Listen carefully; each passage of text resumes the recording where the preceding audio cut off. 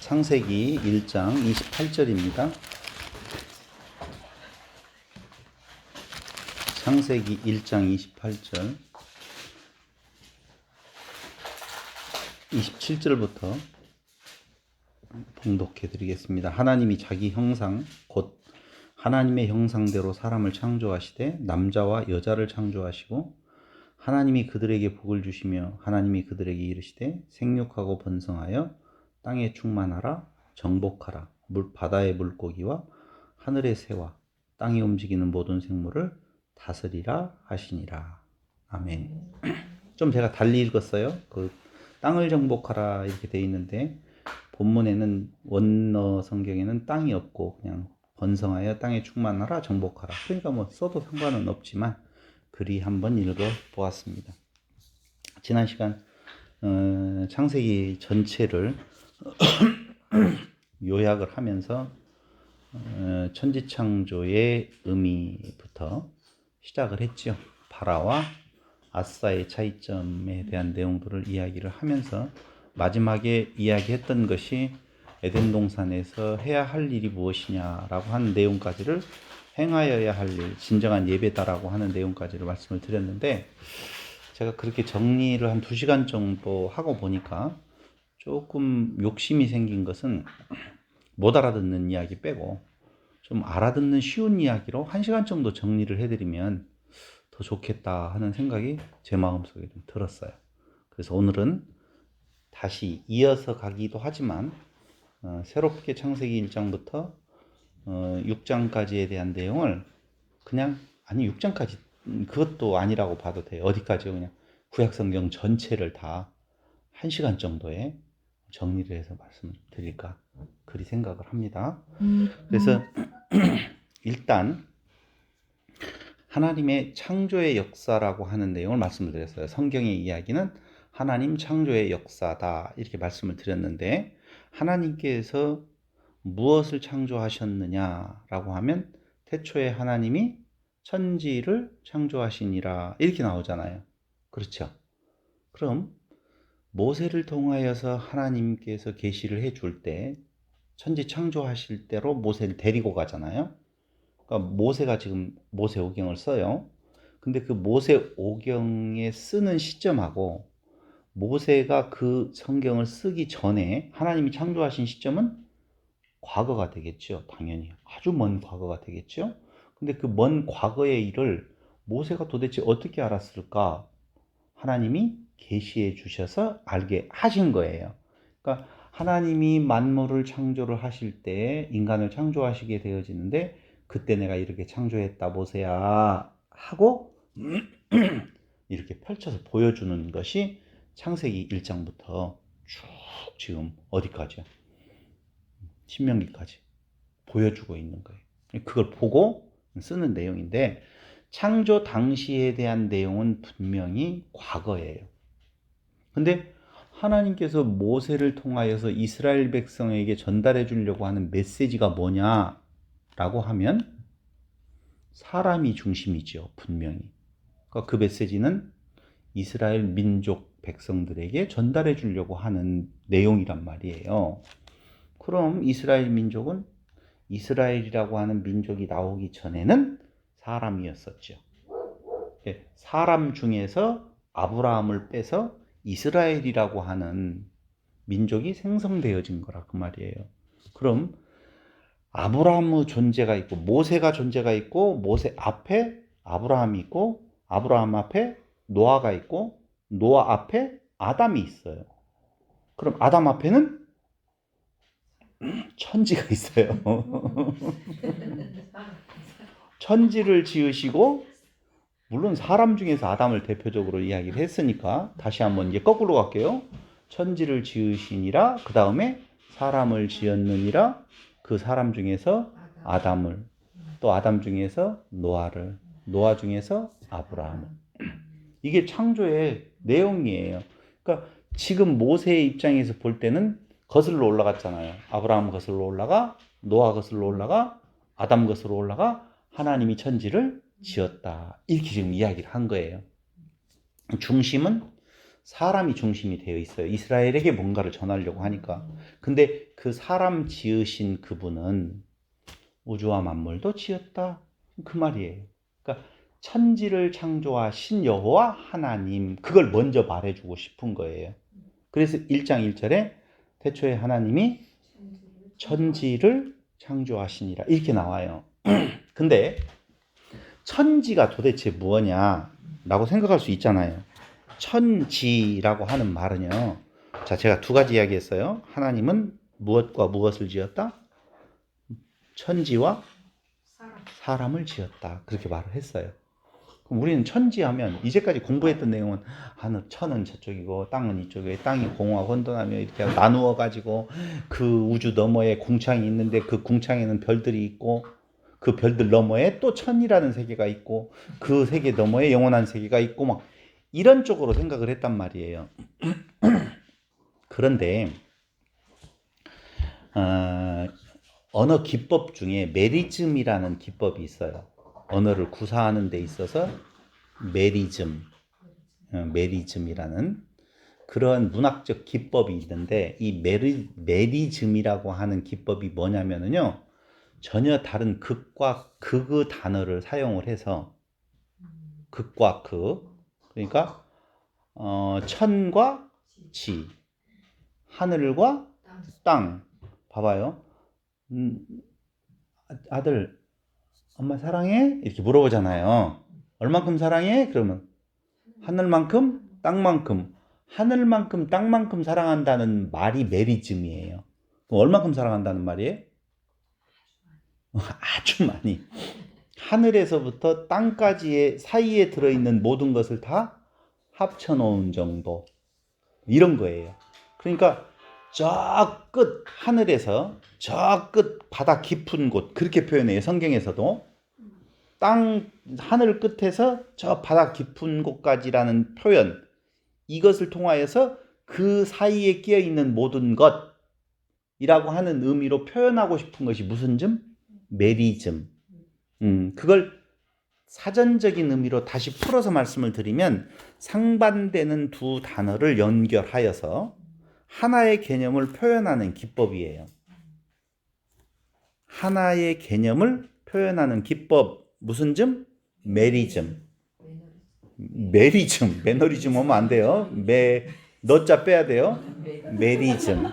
근데 요 메리즘에서 천지를 지으시니라 이렇게 지금 창세기 1장에 나오잖아요. 1장 1절에 그 천과 지라고 하는 두 단어의 결합을 통하여서 하나의 상반되잖아요. 천과 지는 상반되는 두 단어의 결합을 통하여서 어떤 하나의 개념을 도출해내는데 그 하나의 개념이 뭐냐면은 만물이라는 거예요. 그래서 천지 만물을 지으신 분 이렇게 표현하는 것이 메리즘이 적용되어져서 결론을 말해주는 거예요. 그러니까 천지를 지으셨다 그 말은 만물을 모든 만물이 다 하나님께서 지으신 것이다 그런 의미예요. 이해됐어요? 충분히 이해. 천은 저거 따로 있고 지는 여기 따로 있어서 그 천은 뭐고 설명이 없으니까 놔두고 지는 이거였었다 이런 설명을 하려고 하는 것이 아니라 메리즘은 상반되는 두 단어 극과 극이에요. 봐봐요. 선악을 알게 하는 나무. 선과 악은 전혀 상반되는 단어지요. 그렇죠? 그럼 그 두 단어가 합쳐져서 다른 개념이 하나 생성이 되어져요. 선과 악 사이에 그 모든 것을 담고 있는 그 새로운 개념이 뭐냐면은 그게 메리즘으로 보면 지혜라는 거예요. 지혜. 그러니까 선악을 알게 하는 나무, 그 말을 지혜의 나무 이렇게 말을 해도 되는 거예요. 율법을 뭐라고 부를 수 있어요? 지혜의 법 이렇게 부를 수가 있다고요. 진짜 참 지혜가 무엇인가를 가르쳐 주는 거예요. 그러니 하늘과 땅, 선과 악 이런 모든 것들이 메리즘이라고 하는 문학적 기법이 들어가서 지금 표현된 것이기 때문에 천지를 지으신 하나님, 우주와 만물을 지으신 분, 근데 그 우주와 만물 속에 따로 하나를 떼어내요. 그게 누구예요? 사람을 지으신, 인간을 지으신 하나님. 그래서 마지막 여섯째 날에 뭘 지었다? 사람을 지었다. 그렇게 나오는 거예요. 창세기 간단하죠? 1장에 대한 내용 간단하게 끝났어요. 어떻게? 만물을 지으시고 사람을 지으신 여호와 하나님. 그거예요. 그 내용이에요. 그래서 천지와 즉 만물을 지으시고 사람을 창조하신 하나님은 사람을 지을 때 어떻게 지었느냐? 아니, 방법이 아니라 어떤 존재로 지었느냐? 이게 그 다음 나오고 있는 1장 26절로 28절에 대한 내용이에요. 사람을 지었어요. 근데 어떤 존재로 지었느냐? 1장 26절로 28절에 보니까 거기 하나님이 자기 형상, 26절부터 볼게요. 하나님이 이르시되 우리의 형상을 따라 우리의 모양대로 우리가 사람을 만들고 그들로 바다의 물고기와 하늘의 새와. 자, 우리의 무엇을 따라서 지었다고 나와요? 형상이라고 이야기를 하고 있어요. 근데 이 형상이라는 말이 히브리 말로는 첼렘이라는 단어거든요. 첼렘. 쉽죠? 오늘 천천히 이야기하니까. 첼렘이라고도 하고 첼렘이라고도 이야기를 해요. 근데 그 첼렘이라고 하는 단어는 어떤 개념의 단어인 건가라고 하면 그림자, 헛된 것이라는 의미 있어요. 그림자로서의. 두 번째 형상이라는 단어로도 해석이 되어져요. 근데 그 형상은 우상이라는 단어하고 같이 쓰여져요. 형상이라고 쓰여질 때에 창세기 1장 26절 지금 그 첼렘이라고 쓰여진 단어거든요. 그런데 사무엘상 6장 5절에도 첼렘이 뭘로 번역이 되어졌냐면 형상으로 번역이 되어져 있어요. 사무엘상 6장 5절 찾아볼래요 한번? 그건 한번 찾아볼게요. 사무엘상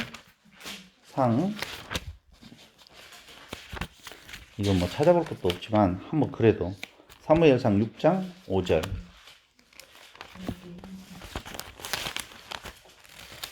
6장 5절에 보니까 그러므로 너희는 너희의 독한 종기의 형상과 땅을 해롭게 하는 쥐의 형상을 만들어 이스라엘 신께 영광을 돌리라.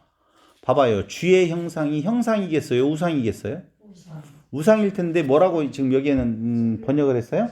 형상으로 첼렘이라는 단어가 쓰여졌는데 형상으로 번역을 했다고요.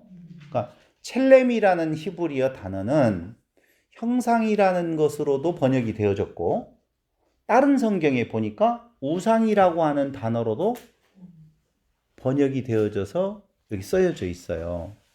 그러니까 우리가 하나님의 형상은 좋은 거고 우상은 나쁜 거고 이렇게 생각을 했잖아요. 안 그런가? 그래서 형상이라는 단어로 번역되어진 성경을 보니까 창세기 1장 26절, 사무엘상 6장 5절, 시편 73편 20절 이런 데는 다 첼렘이라는 단어가 형상으로 번역이 되어졌는데 다른 성경에 다른 성경에 보면은 민수기 33장 52절에 보세요. 민수기 33장 52절.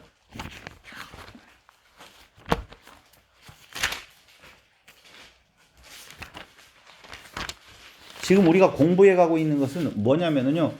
사람을 지으셨는데 하나님의 형상으로 지었다. 지금 그 말을 지금 설명을 하고 있는 거예요.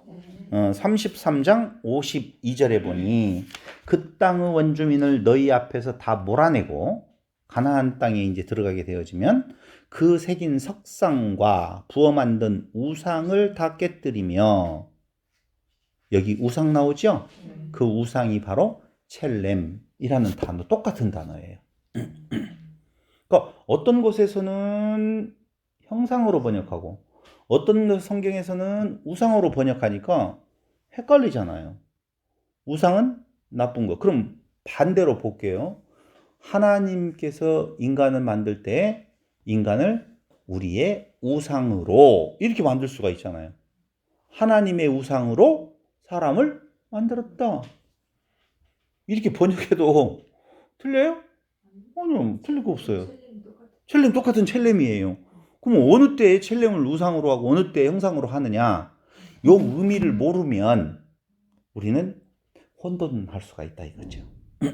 그래서 에스겔서 7장 20절, 아모스 5장 26절 여기에 보면은 전부 다 우상이라는 단어로 번역이 되어져 있다는 거예요.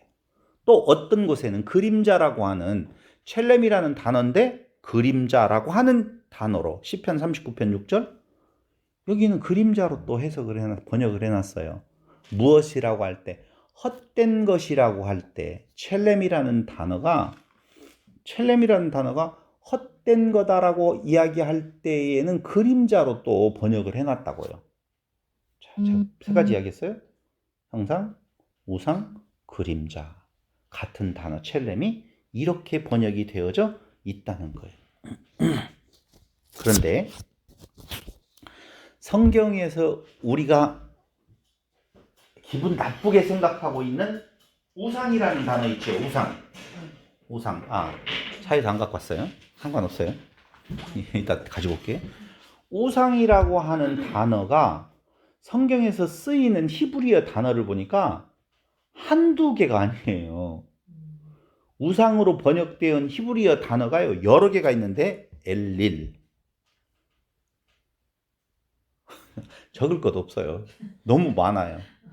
우상이라고 번역되어진 단어가 바세카, 마체바, 엘로힘. 엘로힘은 하나님인데 우상으로 번역되어져 있어요. 거기에 페셀, 테무나, 길룰, 아차부, 테라핌, 미플레체트, 카마르 이런 것들 히브리어 단어가 다 뭘로 번역되어져 있다고요? 우상이라고 번역되어져 있다니까요. 다 우상에 관계된 단어가 이렇게나 많아요. 그래서 우상을 섬기지 말으라고 할 때에 그 우상이라고 하는 개념이 한두 개의 단어가 아니라서 도대체 이걸 어떤 개념으로 우리가 받아들여야 되는 건가 알고 보면 상당히 복잡한 부분이 없지 않아 있다는 거예요. 자, 그래서 우리를 사람을 지으시는데 하나님의 형상으로 지었다. 이렇게 지금 성경이 표현해주고 있는데 그럼 하나님의 형상으로 지었다는 말의 의미는 무엇인 건가? 이걸 생각을 해봐야 될 필요가 있어요. 하나님의 형상으로 지었다는 말이 뭐지? 자, 다시 이야기할게요. 우리를 하나님의 뭘로 지었다? 우상으로 지었다. 그 말이에요. 근데 성경에서 제가 이야기했던 우상이라는 번역된 단어들을 보니까 이렇게 많다고 그랬잖아요. 석상이라든가 형태가 있는 나무이라든가 이런 거에 쓰이는 우상의 단어들이 이렇게 많아요. 중요한 것은 그 형상이라고 하는 의미는요. 무엇하고 철저하게 연관되어져 있냐면 다스림과 지배라고 하는 의미가 거기에 포함되어져 있다는 거예요. 다스림, 지배하다 이런 의미예요. 봐봐요. 하나님이 자기의 형상 곧 하나님의 형상대로 사람을 창조하실 때 남자와 여자를 창조하시고 이렇게 됐죠.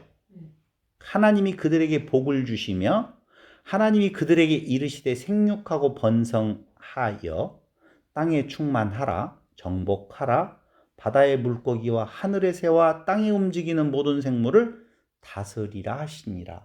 그러니까 하나님의 형상과 이어지는 말은 무엇하라?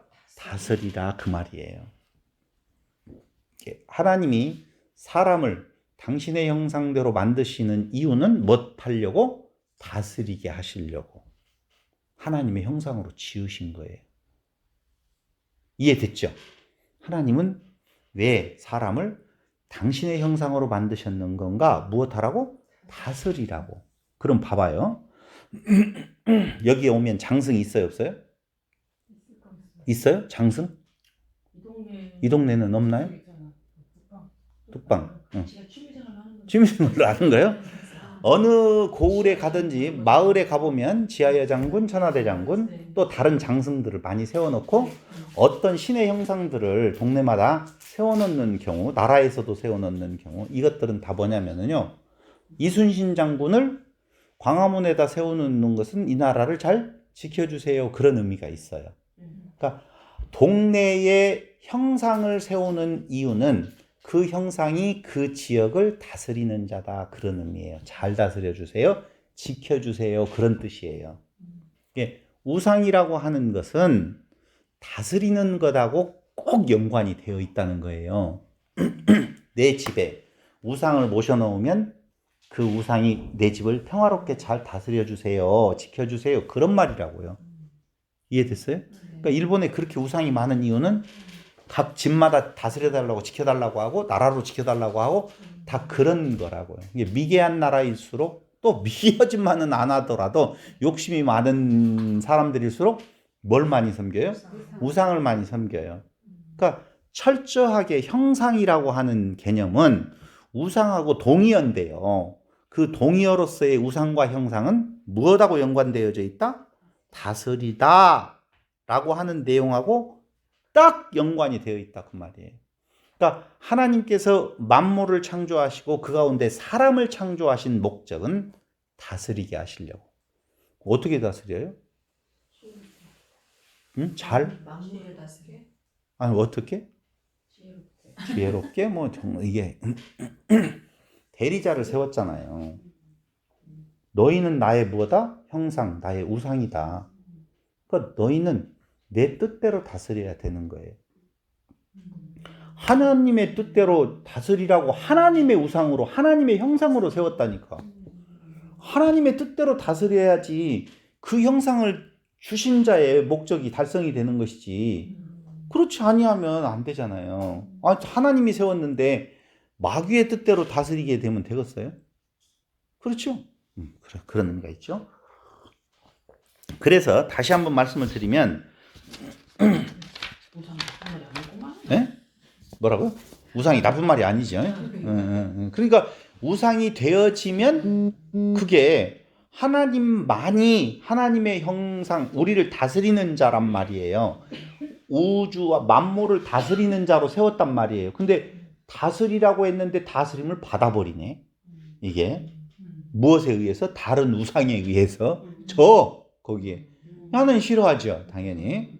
그러니까 다시 한번 말씀을 드리면 하나님은 생육하고 번성하여 충만하라, 정복하라, 그리고 땅을 다스리라라고 하는 말로 다스리기 위한 전제 조건으로 생육하게 해주시고 번성하게 해주시고 충만하게 해주시고 땅을 정복하게 해주실 때에 정확하게 말하면 다스리라 명령이지만 다스리게 해주시겠다 그 말이에요.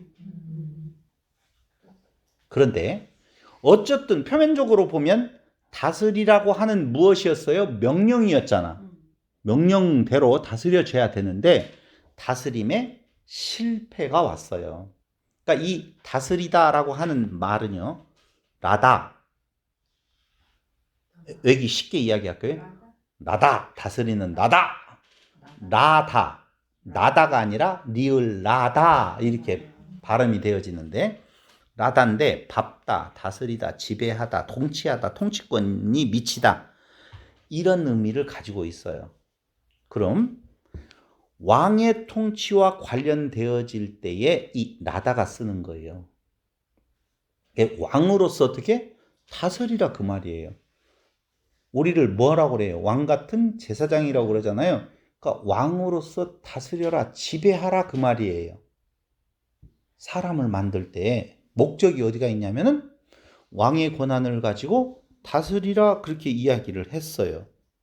그럼 아까 이야기한 대로 장승이라든가 다른 어떤 형태가 있는 거라든가 신의 형상이라든가 왕의 동상이라든가 이런 것들도 그 지역을 지켜주는 다스리는 우리를 보호해주는 존재로서의 우상으로 만들어놨다고 그랬잖아요. 그럼 하나님께서 우리를 하나님의 형상으로 우상으로 만들어서 지금 내보냈단 말이에요. 그러니 만물을 누가 다스리는 거예요? 인간이. 하나님의 형상을 닮은 자들이 다스려야 된다 그 말입니다. 근데 하나님의 형상으로서의 인간은 무엇을 다스려야 되느냐라고 하는 거예요. 만물을 다스리는데 만물을 다스린다는 개념이 무엇인지를 우리는 좀 알아야 될 필요가 있다는 거예요. 자, 다스리다라고 하는 단어의 또 다른 히브리어는 마샬이라는 단어예요.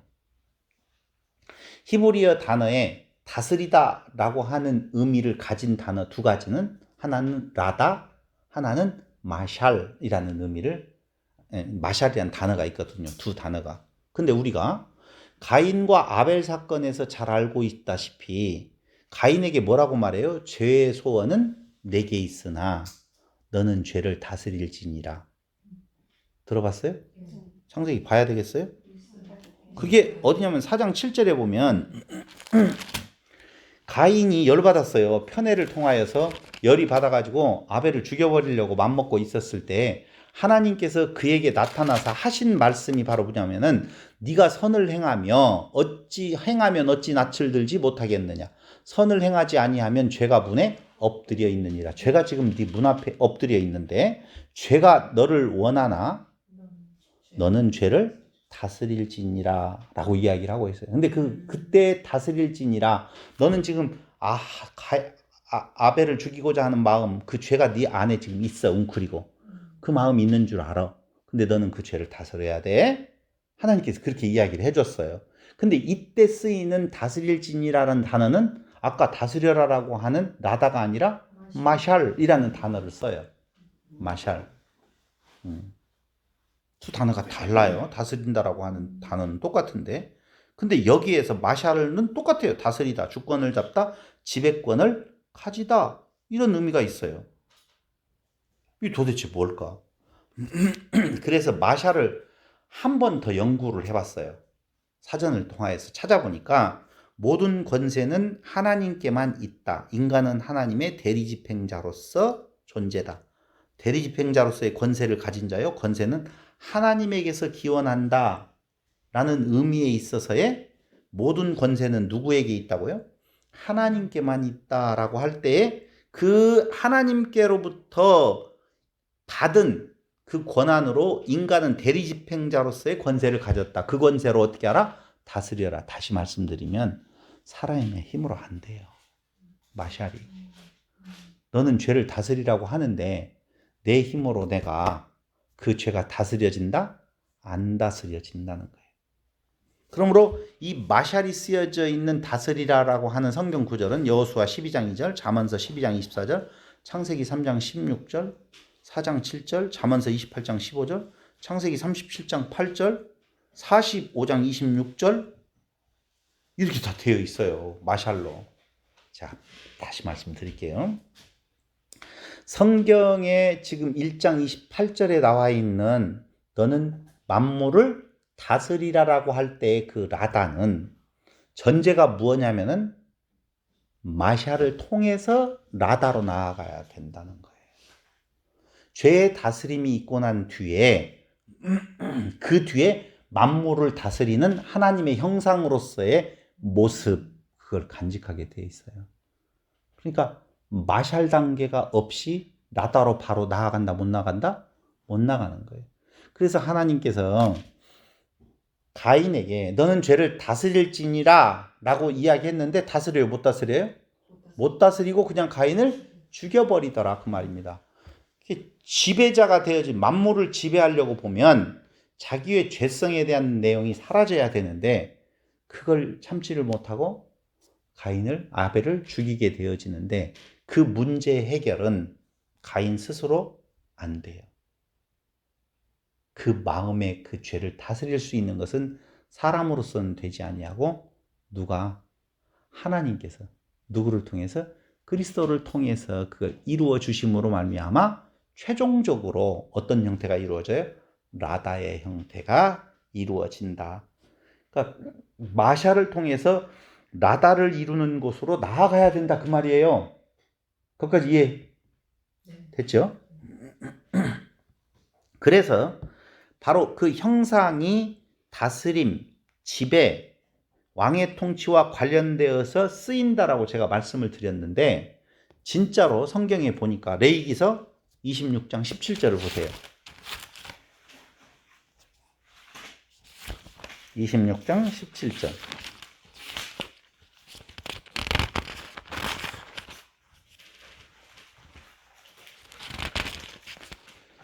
상과 벌에 대한 이야기가 나오는데요. 내가 너희를 치리니 너희가 너희 대적에게 패할 것이요 너희를 미워하는 자가 너희를 다스릴 것이며 너희는 쫓는 자가 없어도 도망하리라.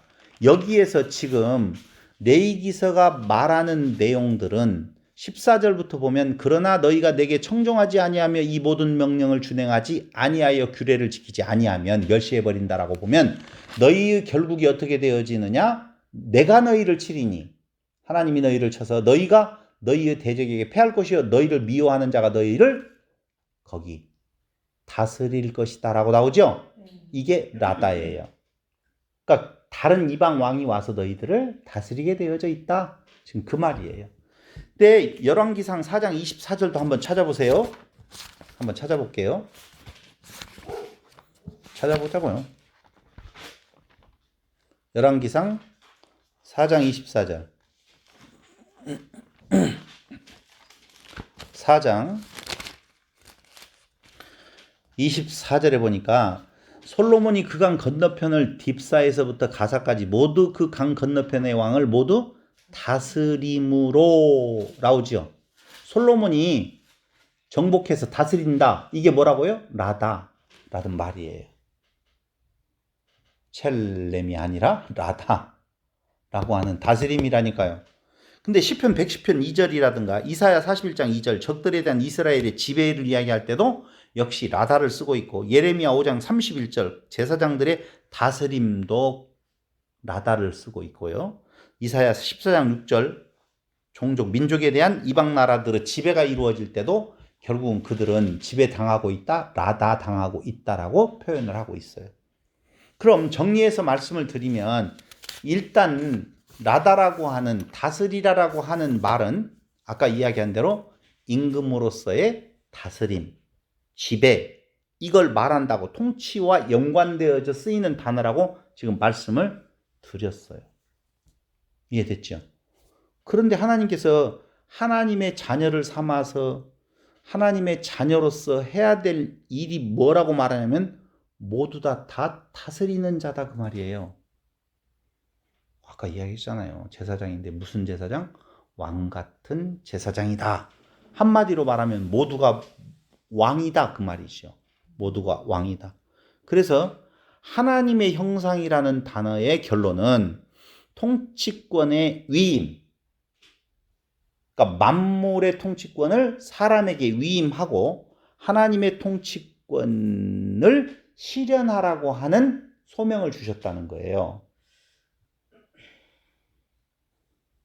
표정으로 저한테 알아들었다고 해줘야 돼요. 다시 말씀드릴게요. 우리의 모양을 우리의 형상으로 지었다고 그랬죠?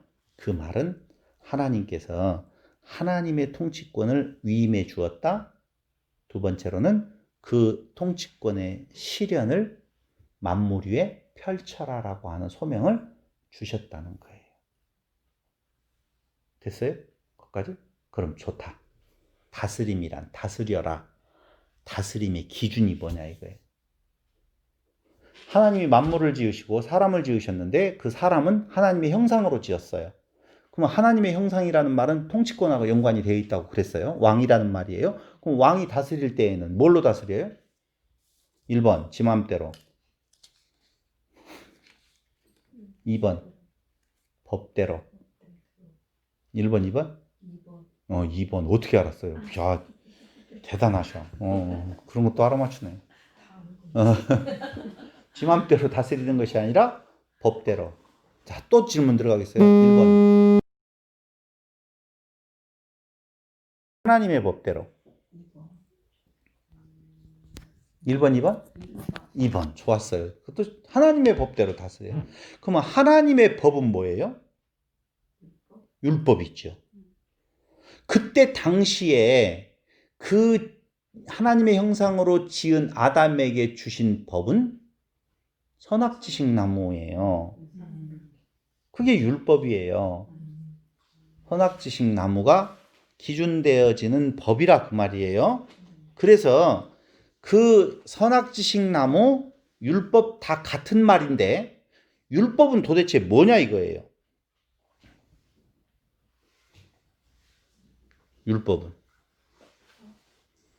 신명기 6장 5절을 한번 보신대요. 예?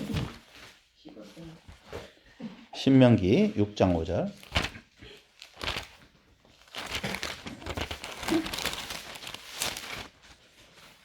육장 5절에 보니 너는 마음을 다하고 뜻을 다하고 힘을 다하여 내 하나님 여호와를 사랑하라. 이렇게 나오네요. 6장 5절에. 레위기서 19장 18절도 역시 19장 18절에 보니 원수를 갚지 말며 동포를 원망하지 말며 내 이웃 사랑하기를 내 자신과 같이 사랑하라. 나는 여호와니라. 지금 우리는 두 가지가 나왔죠. 하나는 하나님을 사랑하라. 이웃을 사랑하라. 그래서 마태복음에서도 분명히 이야기해요. 22장 34절로 40절에 보면 뭐라고요? 하나님을 사랑하고 이웃을 내 몸과 같이 사랑하라. 그렇게 나와 있어요. 율법이 뭐냐? 하나님 사랑, 이웃 사랑입니다. 근데 사람은 굉장히 멍청해가지고 두 가지를 하려고 보면 너무 힘들어. 그래서 하나만 하라고 정리해 줬어요. 로마서 한번 보게. 13장. 로마서 13장을 한번 보시죠.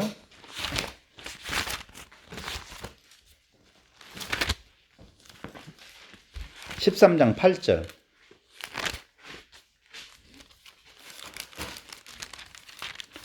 (13장) 8절로 (10절까지) 보면 피차 사랑의 빚 외에는 아무에게든지 아무 빚도 지지 말라. 남을 사랑하는 자는 율법을 다 이루었느니라. 간음하지 말라, 살인하지 말라, 도둑질하지 말라, 담내지 말라 한 것과 그 외에 다른 계명이 있을지라도 내 이웃을 내 자신과 같이 사랑하라 하신 그 말씀 가운데 다 들었느니라. 사랑은 이웃에게 악을 행하지 아니하나니 그러므로 사랑은 율법의 완성이니라. 사랑이 율법의 완성인데 그 사랑은 뭘로 떨어지고 있어요? 이웃사랑. 하나님 사랑 나와요, 안 나와요? 안 나와요. 그러니까 결론적으로 말하면 율법 10계명, 10계명의 2계명은 하나님 사랑, 이웃 사랑, 그 내용에 또 하나 엑기스를 짜내면 이웃 사랑. 너무하네. 왜요? 하나님 사랑이 딱 컸는데 이웃 사랑이 힘들어요. 그게 하나님 사랑은 안 보이니까 그냥 사랑했다고 해버리면 할 것 같아서 하나님께서 보이는 이웃은 싫어요. 확인할 수 있는 이웃 사랑에 대한 내용. 자, 이 대목에서 아니 잠깐만요. 이 중요한 대목을 지금 이야기하는 거예요. 불교로가. 마태복음 7장 21절에 보면 천국은 아버지의 뜻대로 행하는 자라야 들어간다고 나와 있어요. 그럼 아버지의 뜻은 뭐라고 나왔어요? 결론적으로 이웃사랑하라는 것에 다 들어있다고 그랬어요. 그렇죠? 그렇다면 문제는 뭐냐? 도대체 이웃을 사랑한다는 것이 무엇냐 하는 거죠. 이웃을 사랑하는 것이 뭐냐 지금. 조 집사님이 지금 힘들어요 라고 이야기를 하는데 이런 사람이 행복하나? 뭐 배려하고 뭐 물건 갖다 주고 먹을 걸 주는 사람보다 그냥 예수님 증거하는 거 아니었어요? 아, 그렇게 또 생각을 할 수도 있겠죠. 그럼 성경은 도대체 사랑이란 도대체 무엇라고 말하고 있는지 있을 거 아니에요. 이 중요한 것에 대한 해석이 없을 수가 없잖아요. 그렇죠. 누가 내 이웃이냐? 누가 내 이웃이냐 이것도 중요할 거고. 자, 그래요. 고린도전서 13장 저 전도사님이라 벌써 그게 나오는데 고린도전서 13장 누가 내 이웃이냐? 그건 좀 이따 하고 13장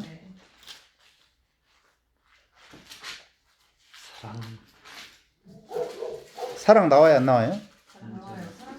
사랑장이네. 참 13장 4절에 보면 다른 거 다 빼고 사랑 거기서 나오죠. 사랑은 오래 참고 다 같이 시작. 사랑은 온유하며 시기하지 아니하며 사랑은 자랑하지 아니하며 교만하지 아니하며 무례히 행치 아니하며 자기의 유익을 구하지 아니하며 성내지 아니하며 악한 것을 생각하지 아니하며 불의를 기뻐하지 아니하며 진리와 함께 모든 것을 참으며 모든 것을 믿으며 모든 것을 바라며 모든 것을 견디느니라.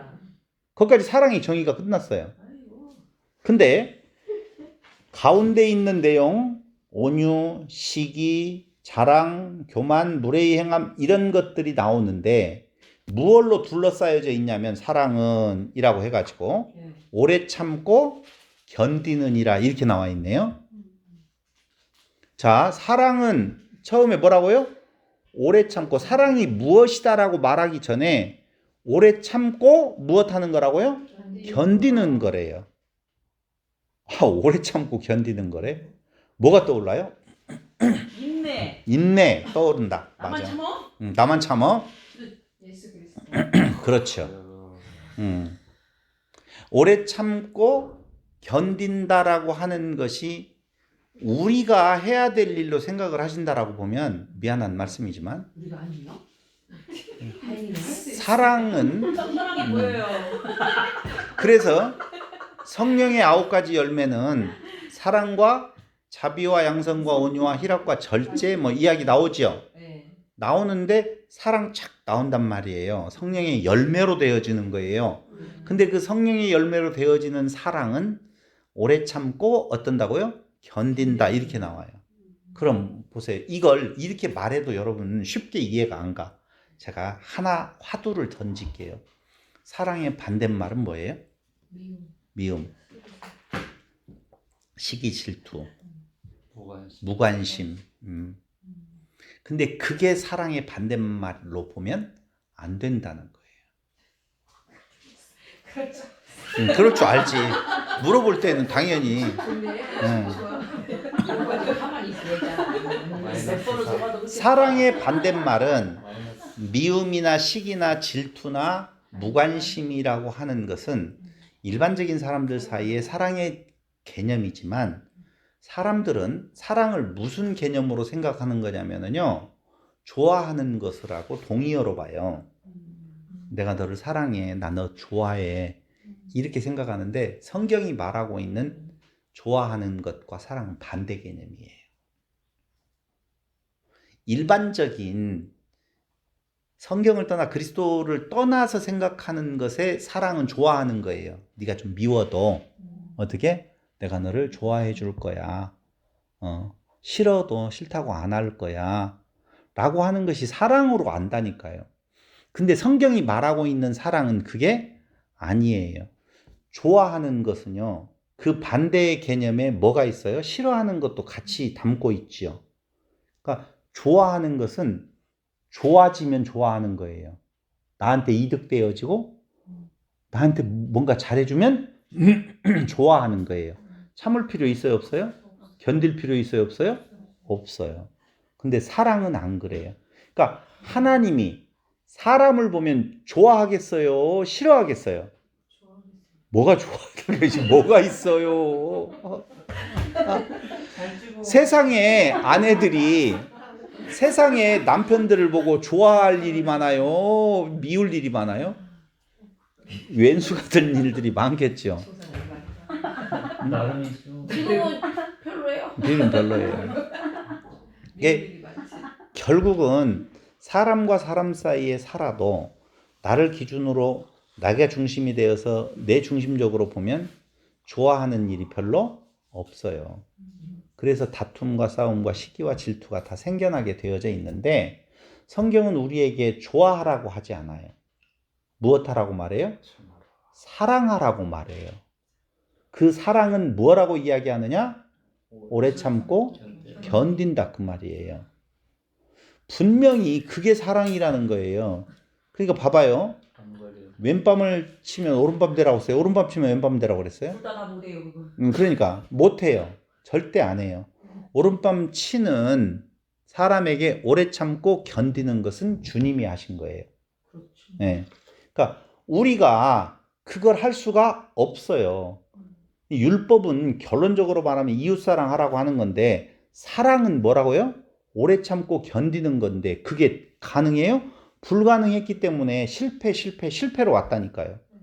그러니까 다스리라라고 하는 다스림의 기준이 율법이고 율법의 결론은 이웃사랑인데 이웃사랑하는 다스림이 있었다 없었다? 없었다. 그래서 실패예요. 누가 실패? 아담 실패. 노아 실패. 아브라함도 사실은 실패예요. 결국은 가서 둘로 하나지 난리도 아니잖아요. 그럼 결론을 먼저 말해서 미안하지만은 누구만이 성공하시는 건가? 예수님만이 오른밤 때리면 왼밤을 돌려대는 오래 참고 견디시는 하나님의 사랑이 그 안에서 우리에게 나타난 바 되었다라고 하는 것이 정확한 성경이 말하고 있는 내용이라 그 말이에요. 그러니까 결국은 하나님 사랑은 예수 그리스도께서 이루시고 이웃사랑에 대한 내용도 당연히 어떻게 해요? 예수 그리스도께서 이루신 거예요. 요한 1서 4장 9절 한번 보세요. 요한 1서 4장 9절.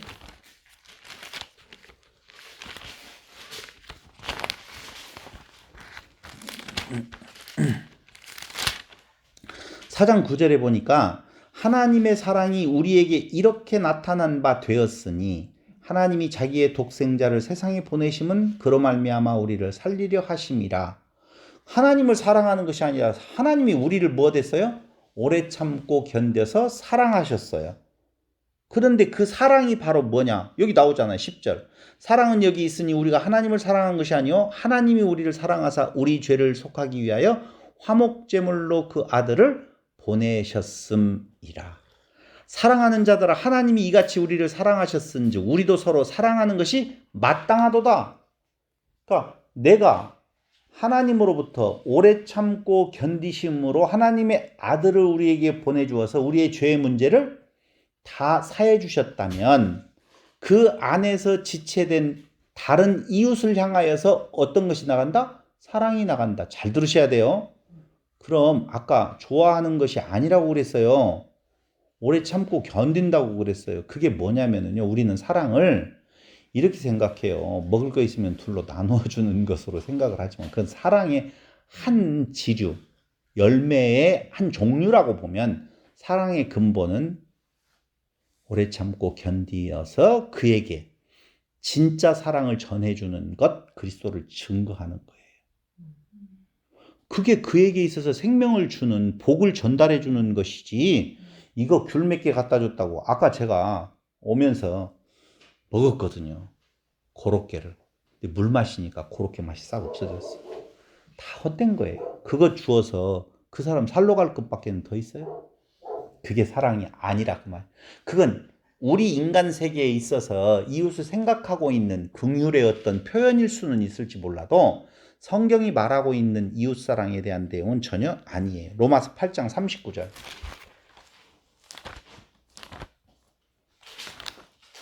로마서 8장 39절. 높음이나 깊음이나 다른 어떤 피조물이라도 우리를 우리 주 그리스도 예수 안에 있는 하나님의 사랑에서 끊을 수 없으리라. 이 사랑이 도대체 무슨 사랑이에요? 예수님께서 우리에게 뭐 떡을 갖다 줬어요? 뭘 갖다 줬어요? 그런 거 아니라 그 말이에요. 근데 예수님과 우리가 사랑으로 맺어졌대요. 어떤 것도 끊을 수 없대요. 그게 뭐예요?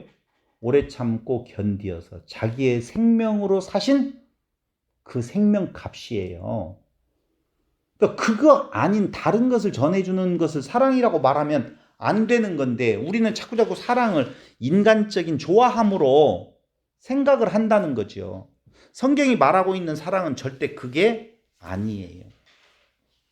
결국은 잘 보세요. 아주 쉬워요. 쉽죠? 하나님이 만물을 지으셨어요. 그중에 인간을 지었어요. 인간에게 생육번성 충만 땅을 정복 다스리라고 하셨어요. 목적은 다스림에 있다고 그랬죠. 근데 그 다스림이 무엇이 기준이 됐냐? 율법이다. 율법은 사랑이다.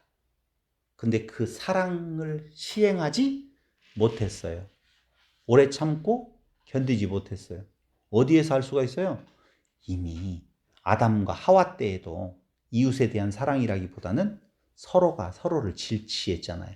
쟤 때문에 그랬어요. 쟤 때문에 그랬어요. 그러면서 그 뒤에 나오고 있는 가인과 아벨에게서도 이웃사랑에 대한 것이 깨졌잖아요. 한마디로 말을 하면 지배권이 상실이 되어진 거예요. 다스리라, 뭐하고? 통치권, 지배권하고 연관되어 있다고 그랬죠? 근데 그 지배권을 행사하지 못하고 지배권을 상실해 버렸어요.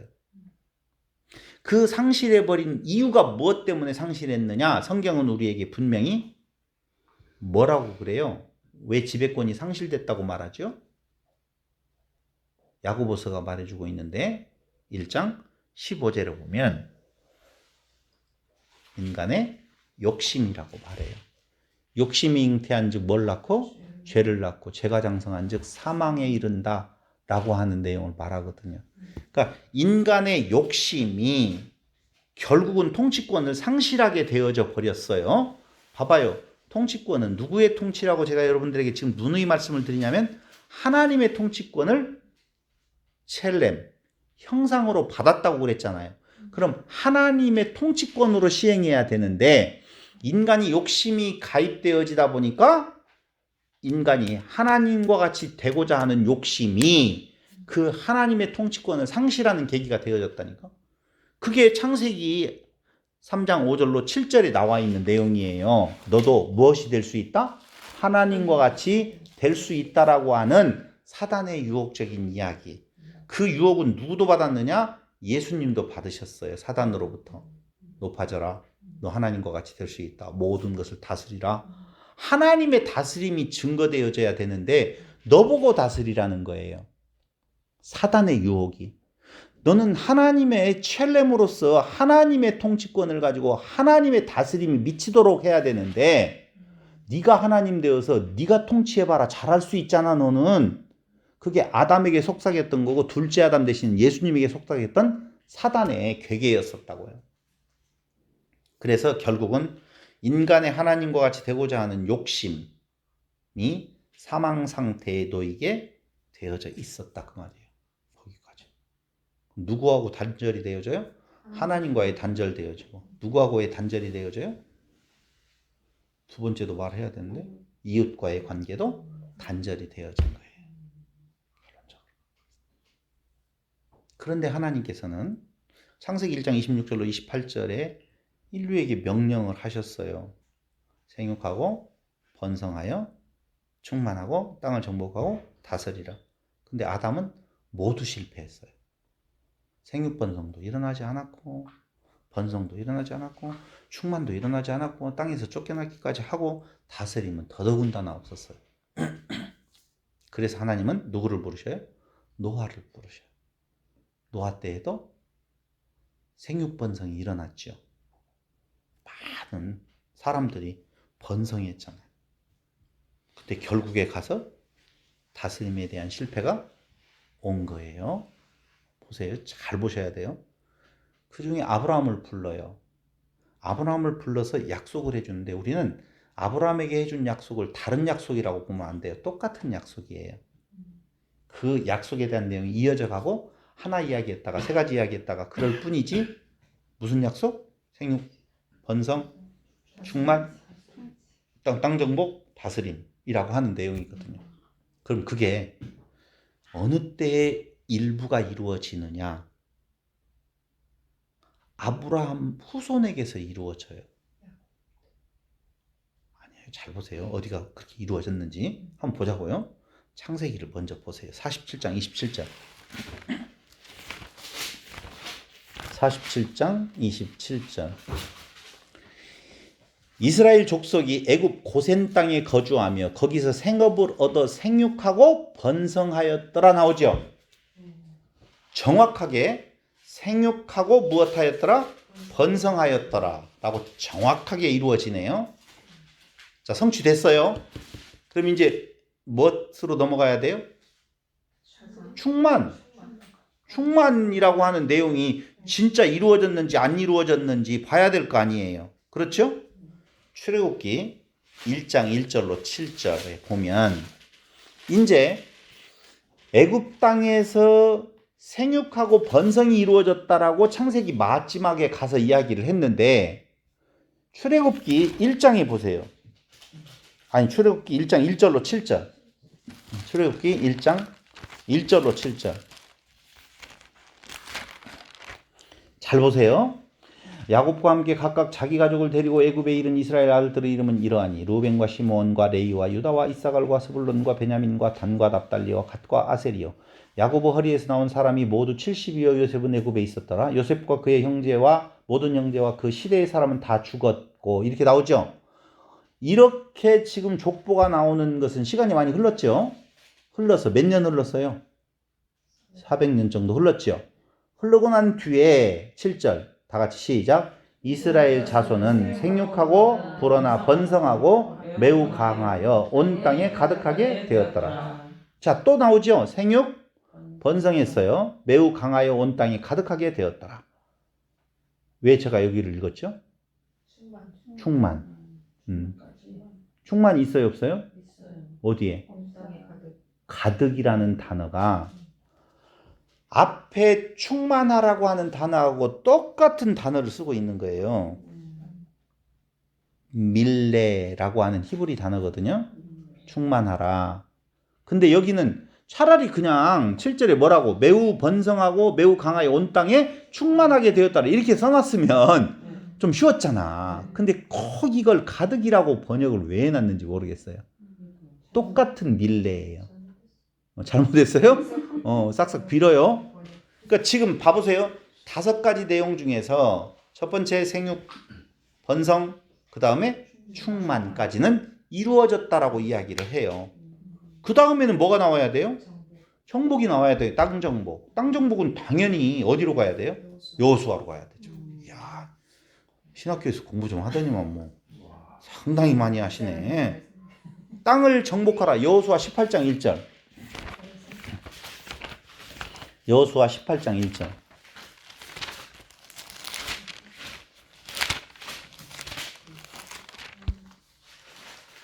(18장 1절에) 보니까 다 같이 한마디로 한번 읽어보겠습니다.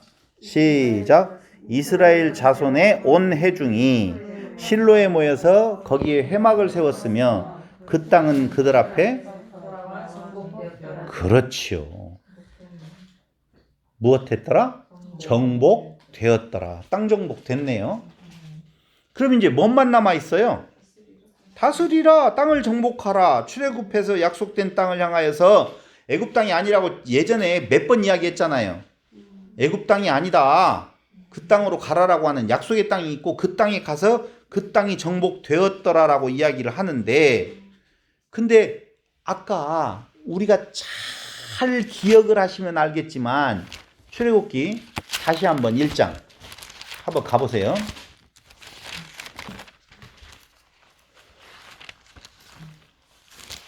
출애굽기죠. 제가 출애굽기라고 했죠. 1장 1절 7절 1장 7절에 보니 가득하게 되었더라. 매우 강하여 온 땅에 가득하게 되었더라. 자손 생육하고 불어나 번성하고 매우 강하여 온 땅에 가득하게 되었더라. 그 다음에 여호수아 18장 1절 정복되었더라.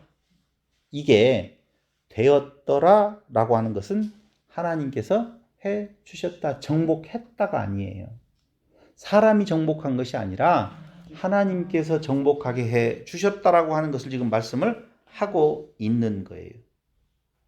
근데 여기에 땅을 정복하라라고 이야기할 때 그 카바쉬라고 하는 단어는 약속의 땅 정복에만 쓰이는 단어예요. 그러니까 여호수아까지만 이 카바쉬가 쓰이는 걸 보면 약속의 땅이 정복되어질 때는 무슨 단어? 카바쉬라고 하는 단어가 쓰여져요. 그러니까 하나님께서 약속된 땅을 정복해 주셨다라고 할 때 카바쉬를 쓰지, 인간이 그냥 땅을 정복한다, 그건 카바쉬를 쓰는 것이 아니라는 것을 여러분들에게 말씀을 드리고 있는 거예요. 그러고 난 뒤면 이제는 뭐만 남았어요? 그렇지, 이렇게 잘하셔. 다스리라만 남아있다 그 말이에요. 다스리라. 그럼 다스리라는 말은 상당히 중요하겠죠. 아까도 지금 다스림에 대해서 다 문제가 지금 생겼었잖아요. 그럼 도대체 다스리는 것은 이루어졌느냐? 이루어졌을까요? 안 이루어졌을까요?